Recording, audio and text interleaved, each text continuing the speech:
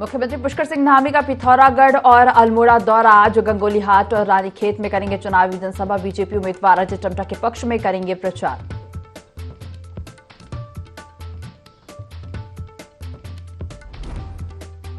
उत्तराखंड में प्रचार करने आएंगे प्रधानमंत्री नरेंद्र मोदी। 2 अप्रैल को रुद्रपुर में करेंगे रैली। 3 अप्रैल को जेपी नड्डा की पिथौरागढ़ और विकासनगर में जनसभा।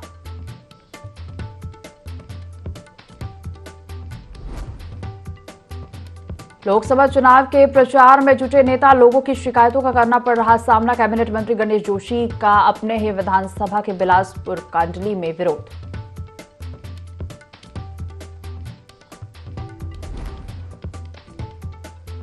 देहरादून में आज होगा ऐतिहासिक झंडे जी का आरोहण। पंजाब के हरभजन सिंह चढ़ाएंगे दर्शनी गिलाफ। मेले को लेकर देश भर से कई संगतें पहुंची दूर।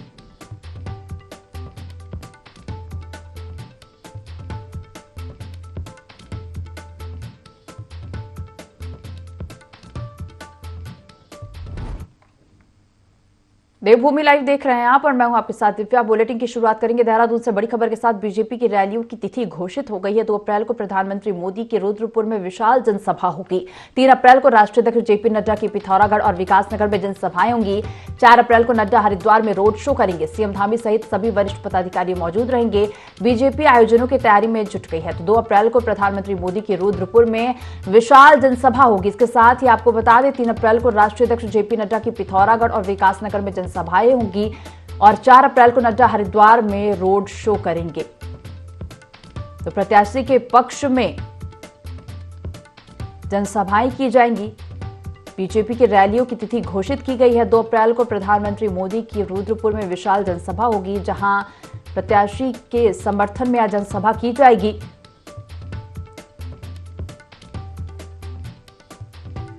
तो आपको बता दें जनसभाएं कराकर पार्टी प्रत्याशियों के पक्ष में माहौल बनाया जाएगा। बीजेपी की रैलियों की तिथि घोषित कर दी गई है। 2 अप्रैल को प्रधानमंत्री मोदी की रुद्रपुर में विशाल जनसभा होगी और 3 अप्रैल को राष्ट्रीय अध्यक्ष जेपी नड्डा की पिथौरागढ़ और विकासनगर में जनसभाएं होंगी। इसके साथ ही 4 अप्रैल को नड्डा हरिद्वार में रोड शो भी करेंगे और इस दौरान सीएम पुष्कर सिंह धामी के साथ सभी वरिष्ठ पदाधिकारी भी मौजूद रहेंगे। बीजेपी आयोजनों की तैयारियों में जुटी है।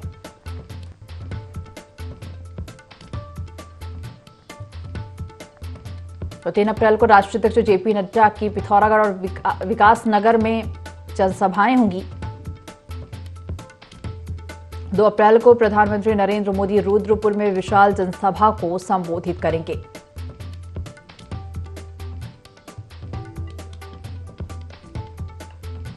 तो बीजेपी की रैलियों की तिथि घोषित कर दी गई है। 2 अप्रैल को प्रधानमंत्री मोदी की रुद्रपुर में विशाल जनसभा होगी।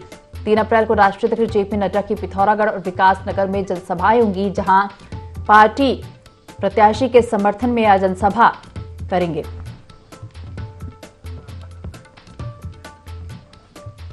चलिए खबर पर ज्यादा जानकारी लेंगे। सहयोगी विनय सूद हमारे साथ लाइव जुड़ गए हैं।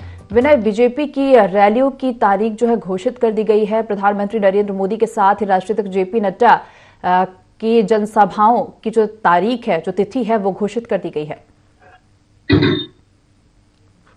जी दिव्या, बिल्कुल। देखिए, आपको बता दें कि लोकसभा चुनाव को लेकर जिस तरीके से लगातार बीजेपी की तैयारियां जोरों से चल रही है, तो वहीं अब जो तिथि है वो बड़े केंद्रीय जो मंत्री हैं उनकी जो तिथि है वो अब तय कर दी गई है। प्रधानमंत्री नरेंद्र मोदी की अगर बात की जाए तो प्रधानमंत्री नरेंद्र मोदी 2 अप्रैल को रुद्रपुर में बड़ी जनसभा करने वाले हैं और इसी के चलते जो है जो तैयारियां हैं वो बीजेपी की शुरू हो चुकी है। साथ ही साथ आपको ये भी बता दें कि राष्ट्रीय अध्यक्ष हैं जो बीजेपी के जेपी नड्डा, वो भी इस दौरान यहाँ पर पहुंचने वाले हैं। 3 तारीख को जो है वो भी उत्तराखंड आएंगे। तो ऐसे में देखा जा सकता है कि पूरी तैयारियों के साथ जो है बीजेपी इस समय डटी हुई है। लगातार जो यहाँ पर आगे की रणनीति है, जो लोकसभा चुनाव है उसमें किस तरीके से विजय हासिल करनी है, किस तरीके से प्रत्याशियों के साथ में उनके क्षेत्र में जाकर के जो है यहाँ पर सभाएं करनी है, सभी चीज़ों को लेकर के जो है लगातार बीजेपी अलर्ट मोड पर है। और प्रदेश के मुख्यमंत्री पुष्कर सिंह धामी, महेंद्र भट्ट की भी अगर यहाँ पर बीजेपी के जो प्रदेश अध्यक्ष महेंद्र भट्ट, उनकी भी अगर बात की जाए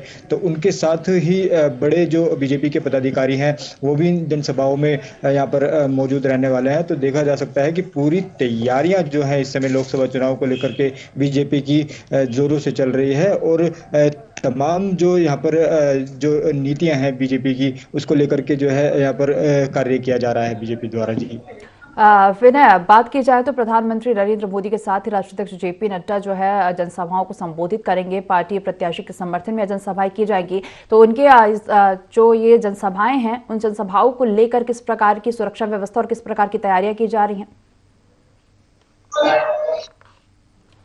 देखिए, यहाँ पर सुरक्षा व्यवस्थाओं की अगर बात करें तो सुरक्षा व्यवस्था जो है पुख्ता कर दी गई है। जिस तरीके से लोकसभा चुनाव को लेकर के जो है सुरक्षा को लेकर अलर्ट भी इस दौरान डीजीपी ने उत्तराखंड में किया है। तमाम जो व्यवस्थाएं हैं सुरक्षा के मद्देनजर की गई हैं। साथ ही ड्रोन जो है, ड्रोन के माध्यम से जो है सारी चीज़ों को देखा जा रहा है, सब पे निगरानी रखी जा रही है। वहीं प्रधानमंत्री नरेंद्र मोदी की अगर बात की जाए तो प्रधानमंत्री नरेंद्र मोदी जिस तरीके से उत्तराखंड का दौरा रुद्रपुर में 2 तारीख को करने वाले हैं, बड़ी जनसभा जो है इस दौरान की जाएगी, तो देखा जा सकता है क्योंकि उत्तराखंड में जो लगाव है प्रधानमंत्री नरेंद्र मोदी का काफ़ी महत्वपूर्ण रहा है। और युवा मुख्यमंत्री की अगर बात की जाए तो युवा मुख्यमंत्री पुष्कर सिंह धामी की जिस तरीके से उनके कार्यों की यहाँ पर सराहना प्रधानमंत्री करते हैं, तो काफ़ी जो है इस चीज़ को भी जो है काफ़ी महत्वपूर्ण जो है माना जाता है। तो देखा जा सकता है कि पूरी तैयारियां जो है इस दौरान उत्तराखंड में लोकसभा चुनाव को लेकर के चल रही है। और जिस तरीके से ये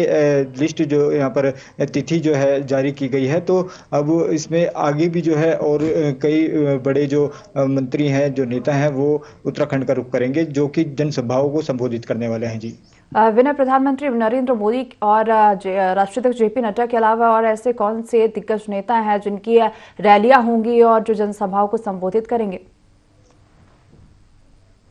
जी बिल्कुल, देखिए प्रधानमंत्री नरेंद्र मोदी और जेपी नड्डा की अगर बात की जाए तो अभी जो तिथि है वो इनकी घोषित हो चुकी है। और इनके अलावा 16 केंद्रीय मंत्री हैं जिनको उत्तराखंड में जनसभाएं करनी है। तो ऐसे में पूरी तैयारियां जो है बीजेपी की चल रही है। यूपी के मुख्यमंत्री योगी आदित्यनाथ जो है उनको भी इस दौरान उत्तराखंड में जनसभा करने के लिए आमंत्रित किया गया है। साथ ही साथ यहाँ पर राजनाथ सिंह की अगर बात की जाए तो राजनाथ सिंह भी जो है वो भी उत्तराखंड आएंगे, तो वो भी जो है एक बड़ी जनसभा को यहाँ पर संबोधित करेंगे। तमाम कई बड़े जो दिग्गज नेता हैं, केंद्रीय जो नेता हैं, वो इस दौरान बड़ी जनसभाएं उत्तराखंड में करने वाले हैं। और लोकसभा चुनाव में प्रचंड बहुमत के साथ जीत का दावा जिस तरह से बीजेपी कर रही है, तो ऐसे में देखा जा सकता है काफी महत्वपूर्ण जो है इस दौरान ये लोकसभा का चुनाव रहने वाला है जी। जय, तमाम जानकारी साझा करने के लिए आपको धन्यवाद। लोकसभा चुनाव को देखते हुए बीजेपी पर प्रचार प्रसार का दौर शुरू हो चुका है और इसी कड़ी में पुरोला में टिहरी से बीजेपी प्रत्याशी माला राजलक्ष्मी शाह के समर्थन में सीएम धामी ने रोड शो किया और जनता से बीजेपी के पक्ष में वोट की अपील की। इस दौरान सड़कों पर भारी संख्या में जनसैलाब नजर आया, जिन्होंने सीएम धामी का स्वागत किया। वहीं सीएम धामी ने भी जनता पर फूलों की बारिश की। मोदी जी के नेतृत्व में भारत ने विकास की भी अभूतपूर्व गाथा लिखी है।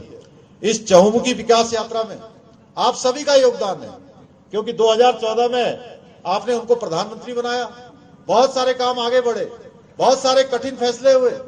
2019 में फिर से आपने उनको प्रधानमंत्री बनाया, देश तेजी से आगे बढ़ा, दुनिया में हमारा मान सम्मान नाम तेजी से आगे बढ़ा, हर क्षेत्र में हमारी प्रगति हुई। अब तीसरी बार जब वो देश के प्रधानमंत्री बनेंगे तो भाइयों बहनों, भारत और तेजी से आगे बढ़ेगा। उनके तीसरे टर्म में भारत दुनिया की तीसरी सबसे बड़ी अर्थव्यवस्था बन जाएगा, दुनिया में तेजी से विकास करने वाला भारत बन जाएगा। आत्मनिर्भर भारत तेजी से बनने की दिशा में हम आगे बढ़ेंगे। यह आपके एक वोट की ताकत है कि आज हमारे उत्तराखंड सहित संपूर्ण भारत में विकास के नए नए कीर्तिमान स्थापित हो रहे हैं। विभिन्न योजनाओं के जरिए मोदी जी ने आज छोटे पैदा होने वाले नवजात बच्चे से लेकर बुजुर्ग तक को सभी को अपने परिवार का सदस्य मानकर काम किया है। उनके जीवन में हर प्रकार की सुख सुविधाएं हों, उसके लिए हर संभव उन्होंने प्रयास किया है। इसलिए आज पूरा देश मोदी जी को भी अपना परिवार मानने लगा है। आपने देखा होगा हर एक व्यक्ति मोदी जी को अपने परिवार का सदस्य मानता है। चाहे आज हम देखें, बहुत सारी योजनाएं उन्होंने चलाई, जनधन योजना चलाई, उज्ज्वला योजना चलाई, किसान समृद्धि योजना चलाई, पीएम आवास योजना, प्रधानमंत्री आवास योजना, जिसमें 4 करोड़ से भी ज्यादा आज देश के लोगों को मकान मिल चुके हैं। आयुष्मान भारत योजना, हमारे उत्तराखंड में 55 लाख लोगों के आज आयुष्मान योजना के कार्ड बन चुके हैं। हर एक व्यक्ति को 5 लाख रुपए तक की 1 साल में इलाज की गारंटी सुनिश्चित की है। गरीब कल्याण अन्न योजना, जब देश के अंदर महामारी आ गई, उस महामारी के समय में किसी के घर का चूल्हा न बुझे, किसी को भूखे पेट न सोना पड़े, हर एक को राशन देने की व्यवस्था भारत सरकार में मोदी जी ने सुनिश्चित की। खबरों में आगे बढ़ेंगे। उत्तराखंड में लोकसभा चुनाव के लिए भाजपा ने पूरी ताकत झोंक दी है। सीएम पुष्कर सिंह धामी खुद चुनाव प्रचार में जुटे हैं। सीएम धामी थराली पहुंचे, जहां उन्होंने पौड़ी लोकसभा सीट से बीजेपी प्रत्याशी अनिल बलूनी के समर्थन में रोड शो किया और इस मौके पर जनसभा को संबोधित करते हुए सीएम धामी ने सरकार के विकास कार्यों को गिनाया। सीएम धामी ने कांग्रेस पर हमला बोलते हुए कहा कि मुगलों और अंग्रेजों के बाद देश को कांग्रेस ने लूटा और कांग्रेस के समय विकास के बजाय भ्रष्टाचार चरम पर था। राजगढ़ी मां नंदा देवी प्यारी महादेव की इस पावन भूमि को दोनों हाथ जोड़कर सर झुकाकर प्रणाम करता हूं, नमन करता हूं। भाइयों बहनों, ये किसानों की भूमि है, ये हमारे जवानों की भूमि है और एक तरफ विषम परिस्थितियों में यहाँ का किसान, यहाँ का अन्नदाता के रूप में राज्य की सेवा कर रहा है, तो वहीं देश के जवान हमारे देश की सीमाओं की रक्षा के लिए आज सीमाओं पर तैनात होकर भारत माता की रक्षा कर रहे हैं, हम सब की रक्षा कर रहे हैं और अपना जो सर्वोच्च बलिदान होता है वो बलिदान देने में भी कभी इस क्षेत्र के लोग पीछे नहीं रहे हैं। मैं थराली के लाल वीर सपूत शहीद श्री भवानी जोशी जी की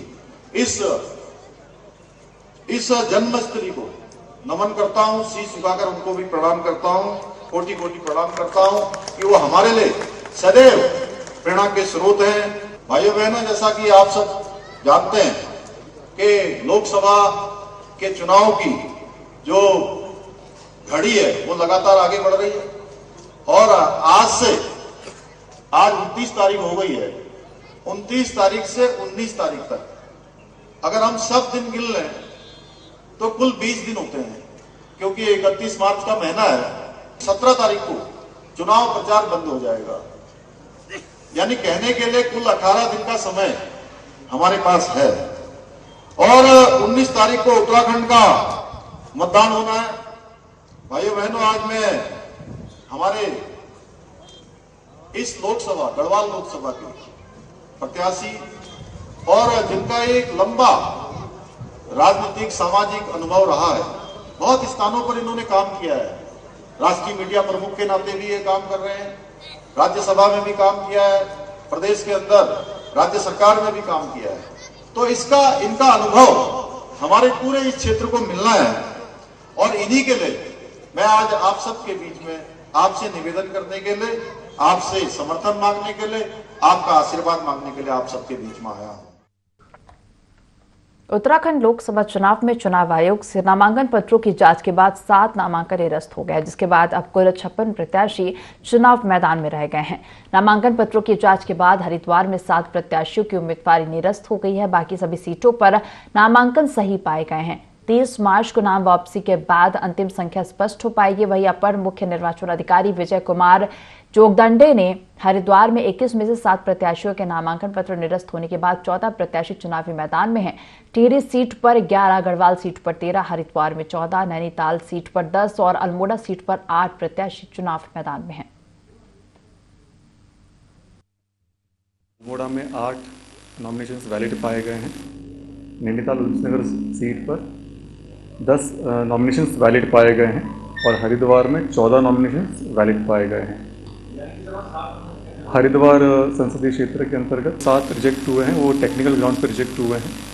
आज के वैलिड जितने पाए जाएंगे उसके पश्चात 30 मार्च का अंतिम दिवस होगा। 30 मार्च को 3 बजे तक जो वैलिड नामांकन करने वाले प्रत्याशी होंगे वो अपने नाम वापसी का भी आवेदन कर सकते हैं, अगर वापस लेना चाहे तो। 3 बजे के पश्चात उनके आवेदन पत्र लिए नहीं जाए। लोकसभा चुनाव को लेकर जिला प्रशासन अलर्ट मोड में है। लगातार जिला प्रशासन के द्वारा आचार संहिता के मद्देनजर सरकारी प्रॉपर्टी से कोई भी चुनाव प्रचार से जुड़ी प्रचार सामग्री हटाई जा रही है। हर चौराहों पर पुलिस गश्त कर चेकिंग अभियान चला रही है और अब प्रशासन के द्वारा चैनलों और सोशल मीडिया पर भी पैनी नजर रखना शुरू कर दिया गया है, जिसके लिए कंट्रोल रूम की स्थापना की है। साथ ही सभी न्यूज चैनल्स की मॉनिटरिंग भी की जा रही है ताकि आदर्श आचार संहिता का उल्लंघन होने से रोका जा सके।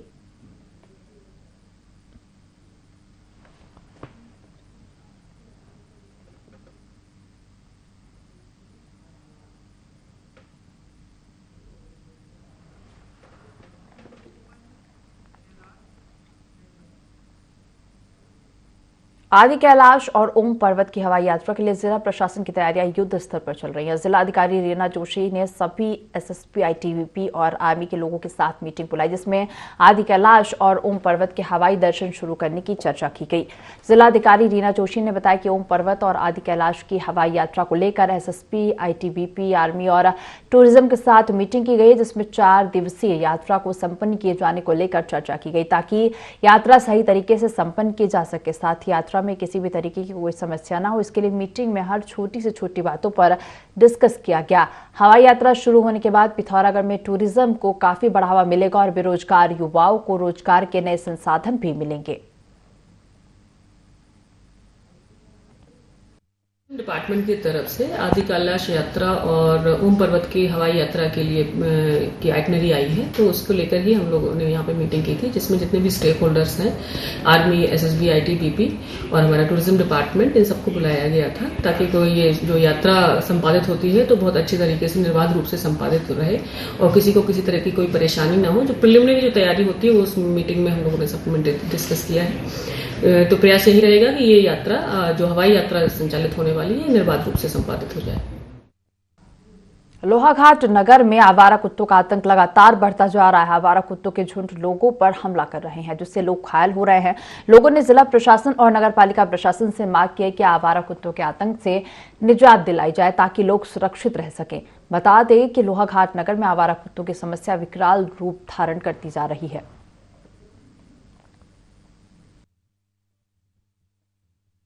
के लिए खाना पहुंचाने गया था होटल से, इसके बाद मैं वापस अपने घर का सामान ले आने के लिए जो डिग्री कॉलेज किराया का 100 रास्ता पड़ता है, इधर से आया मैं, 2 कुत्ते मेरे पीछे पड़े और पीछे ऐसे पड़े कि मेरे घर का सामान भी उसमें लोड था और क्या कहते हैं स्टेट बैंक के आगे तक मेरे पीछे पड़े और मेरा 3 बार उन्हें जूता पकड़ा और लास्ट में बाइक से जब मैं रपटा वहाँ पर 2 आदमी आए, उनने मेरे को बचा, नहीं तो कल मेरे को खाई देते हो बढ़िया। सर 7:30 बजे की 7:30 बजे कह रहा हूँ कि प्रशासन जो इस प्रकार के आवारा कुत्ते घूम रहे हैं, या तो उनको मार दो या फिर उनका कहीं पकड़ के कहीं दूसरी जगह भिजवा दो उनको, जहाँ इनका शेप। चंपावत जिला मुख्यालय से 27 किलोमीटर दूर बगेड़ी गांव के लोग सड़क नहीं होने से लोकसभा चुनाव का बहिष्कार करेंगे।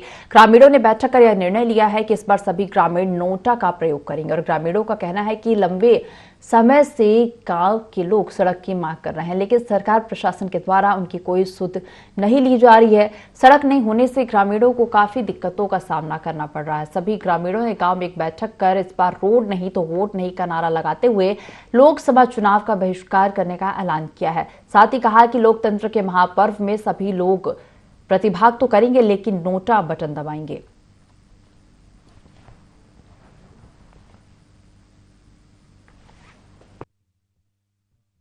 हमारे यहाँ काफ़ी लंबे समय से रोड नहीं है और लोगों को बहुत असुविधाएं होनी पड़ती हैं, क्योंकि कभी कोई अगर किसी को दिक्कत हो जाती है तो रास्ते में ही बहुत दिक्कतें हो जाती हैं, क्योंकि एक तो रोड नहीं है। रोड नहीं होने के बाद फिर हमने काफ़ी लंबे समय से हमने डीएम साहब को और हमने अन्य लोगों को भी ज्ञापन सौंपा है, जिससे कि हमारी मांग अभी तक किसी ने सुनवाई नहीं ले रहे हैं। और उसके बाद अगर इस बार हमने सभी ग्रामीणों ने एक बार बैठकर ये निर्णय लिया है कि अगर इस बार हमारे यहाँ रोड नहीं आई, अगर हमारी सुनवाई नहीं की जाएगी तो हम पूरे बोर्ड का बहिष्कार करेंगे और उसके बाद भी हमारी सुनवाई नहीं होगी तो हम उग्र आंदोलन करने के लिए बाध्य हो जाएंगे। और हम यही चाहते हैं ग्रामीण के लोग कि हमारे यहाँ ये सुविधा होनी चाहिए। इस सुविधा के लिए 2020 से हम लंबे समय से इसका इंतजार कर रहे हैं। अभी भी रोड का कोई सर्वे होके भी उसकी कोई सुध नहीं ले रहे हैं और ग्रामीण का कहना है कि आने वाले लोकसभा चुनाव के लिए इसका हम बहिष्कार करेंगे, जो कि रोड अगर नहीं आने पर सारे ग्रामवासी इस उग्र आंदोलन की चेतावनी।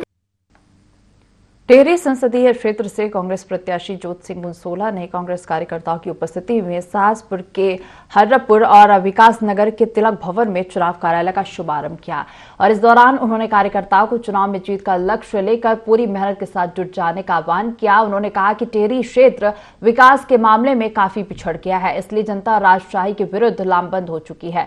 उन्होंने कहा कि विश्व की सबसे बड़ी पार्टी का तमगा हासिल करने वाली BJP ED, CBI, income tax जैसी संवैधानिक संस्थाओं का दुरुपयोग कर सांसद विधायकों को तोड़कर लोकतंत्र को कुचलने का काम कर रही है। इसलिए यह चुनाव सिर्फ चुनाव जीतने का ही नहीं बल्कि संविधान को बचाने का भी चुनाव है। जनता ये बता देगी कि राजशाही के खिलाफ अब ये लामबंद हो चुकी है। अगर भाजपा बहुत बड़ी पार्टी है, वर्ल्ड लेवल की पार्टी बोलते हैं जिसको, तो उसे तो किसी का दोहन करने और लाने ले जाने की जरूरत ही नहीं है। फिर क्यों विधायकों को तोड़ रही है, सांसदों को ले जा रही है, फिर क्या जरूरत पड़ गई उसको जब इतनी बड़ी पार्टी है, सशक्त पार्टी है। जनता भी जान चुकी है कि ईडी का क्या कार्य है, सीबीआई का क्या दायरा है, इनकम टैक्स का क्या दायरा है, दबाव का नहीं तो क्या है। उत्तराखंड की 5 लोकसभा सीटों पर बीजेपी और कांग्रेस प्रत्याशी उतार चुकी है। टिहरी लोकसभा सीट से बीजेपी ने माला राजलक्ष्मी शाह को फिर से टिकट दिया, जो लगातार 3 बार से सांसद हैं, लेकिन कांग्रेस लगातार बीजेपी सांसद के परफॉर्मेंस पर सवाल खड़े कर रही है। कांग्रेस ने टिहरी लोकसभा से बीजेपी प्रत्याशी माला राजलक्ष्मी शाह पर क्षेत्र की अनदेखी करने और पूरी तरह से निष्क्रिय रहने का आरोप लगाया है। कांग्रेस के प्रदेश उपाध्यक्ष मथुरा दत्त जोशी ने कहा कि माला राजलक्ष्मी शाह राज परिवार से और वह जनता के बीच नहीं जाती। उन्होंने अपने क्षेत्र में कोई विकास कार्य नहीं किए हैं और पूरी तरह से निष्क्रिय रही हैं और अब चुनाव के दौरान वह जनता के बीच वोट मांगने पहुंच रही हैं।